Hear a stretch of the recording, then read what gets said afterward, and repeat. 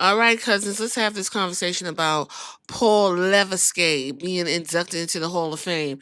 So they would like you to believe that Shawn Michaels, The Undertaker, went in the back and made an executive decision.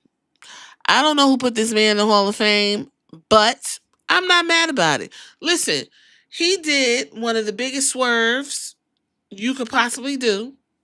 He married the boss's daughter, right? He solidified his space in the billion-trillion-dollar company that is WWE. Okay, he is deep in the woods with this stuff. He even fucked over Bret Hart and lied to his wife, and that's when she put a hex on him. All right, because he lied. I'm never gonna forget that scene. Now he's so comfortable. He's like, "Yeah, I did it. Who gives a fuck?" Okay. Now, his contributions. Listen, he put his body on the line for our entertainment. He was one half of DX, even though that only lasted 2 years. But the way that they, continue to like show us footage, you would think it lasted for 15. Okay. Him and China's love affair is something of WWE storyline fodder, iconic history. Okay. He can be in the Hall of Fame. It's fine. But these people need to be in the Hall of Fame too. Especially since we're now inducting people in the Hall of Fame who are living and are still active in the WWE. So usually the Hall of Fame inducts about 5 or 6 people. Last time it was just like 4. So if I had to deal with Paul Levesque being in the Hall of Fame for all of his suckers and his nappy hair comments and his blackface and all the things that he was willing to do to get ahead and set morals aside. And, I don't see black people, I don't see white people, I don't see, any kind of people. I just see talent in the age of meritocracy. Then I think Alicia Fox should be in the Hall of Fame as well. And I think our truth should get his flowers this year as well. Randy Orton and his thighs, especially when them bitches is greased up, go ahead and roll him in there too. Jazz.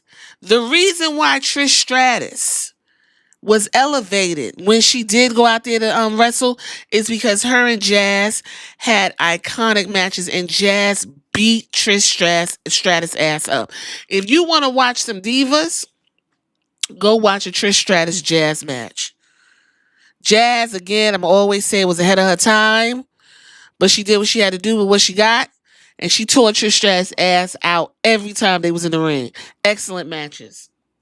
Batista, if he doesn't mind showing up, he's very, laid back and quiet and things like that. Batista can go in right now. Why not?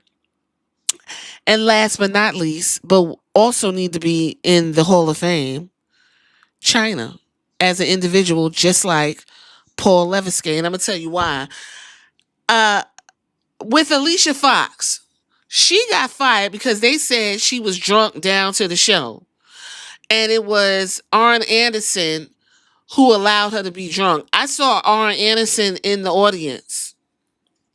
So if y'all in good experience with Arn Anderson, I think y'all need to go ahead and wrap this bullshit up with Alicia Fox, the one and only African American Divas champion. The one and only African American Divas champion. Because somebody said, well, it was one before her. I know y'all hate to hear this. Completely black, okay? Mono ratio, okay? No one can take that away from her. And she has a fantastic Northern Light suplex. For Chyna, I find it problematic that whenever we talk about DX or whatever's going on, X Pac is in the audience. X Pac was in the porn, licking all up and through that woman's cavity. So why can't Chyna be in the audience? Why can't she get her just due? The reason why we get the women we get now is because Chyna had made looking like a Amazon palatable. And it was a fantastic time to watch. That's it. Give her flowers properly. Y'all did induct her under DX, and that's cool. But you were inducted under DX, and it's only right that you make amends spiritually with Chyna. That's it. Our truth. Yes, right now he has dementia. And this ongoing joke is just what he's doing, making his money, and he's a joy, and everyone likes it. I'm over the whole dementia spiel. Our truth, at his 50 years young of age, looks better than the majority of those male wrestlers, and he could actually get another run. I know they let him fool around with them tag teams, but I wouldn't be shocked if our truth gave Gunther a run for his money and took that title. Our truth needs to go into the Hall of Fame because our truth won the NWA World Heavyweight Championship twice, being the first African American title holder and the first African American world champion in TNA. That's it.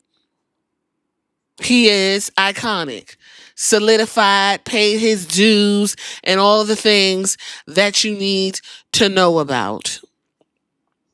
Okay, he's just came a long way.